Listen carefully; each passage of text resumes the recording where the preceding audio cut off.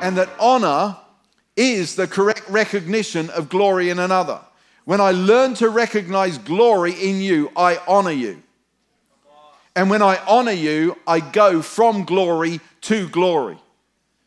We have here, and we talk about it a lot, and Danny's written a book on it, and we use the phrase of culture of honor. I love it. But if a culture of honor is just standing up for Bill, I don't want it. That's not because I don't love Bill. It's because that's easy. That's easy to stand up for Bill.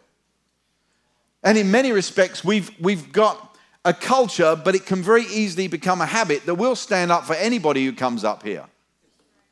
And that's okay as well. But honor has to be much, much more than that. It is about recognizing the glory, in other words, recognizing the value that is someone else. It is recognizing that everybody reveals, reflects, points to the nature, the power, the attributes of God. Eric, a couple of weeks ago, it might even have been last Sunday night, was talking about we're made in the image of God.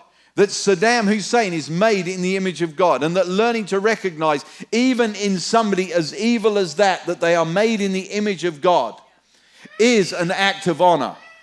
See, it's easy to honor Bill, but when you start thinking about some of the most terrible and heinous people that have lived on the planet, it's really easy to slip into judgment, criticism, and hatred.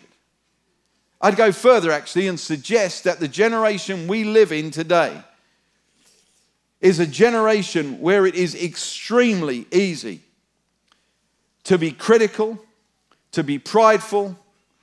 The whole world of Facebook, it's polarized, and it's so easy for us to jump in to criticize, tearing other people down and building ourselves up. And putting a posting on that, you know, we might not be exactly thinking of it, but somehow we want everyone to say how great we are.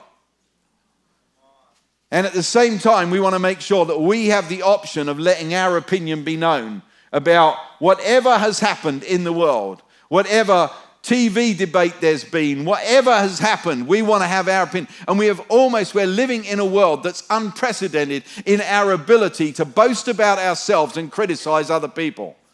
And it is the complete antithesis of the Christian life and the way that Jesus taught us to live our lives.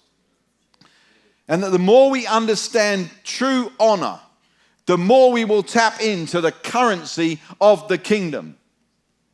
Honor is the pathway to glory. Not just when we die, but right here, right now, it's the pathway to glory. It is, I would suggest, the forgotten art of the apprentice, of sitting at the feet of the master and learning from the master. That's really honor. That in years gone by, if you wanted to be the master carpenter, what would you do? You'd sit at the feet of a master. You position yourself. It's an act of humility to say, I don't have something. I need to learn from you. It's really an apprenticeship. Bill this morning, I think his phrase was something like, let me see if it's there somewhere. What was he saying? Beautiful phrase that he was talking about. That we need to be lifelong learners, basically, was what he was saying. We must never step aside from that. Well, that's the art of honor. The art of honor is that we'll never step away from being lifelong learners. That we'll always position ourselves to be hungry.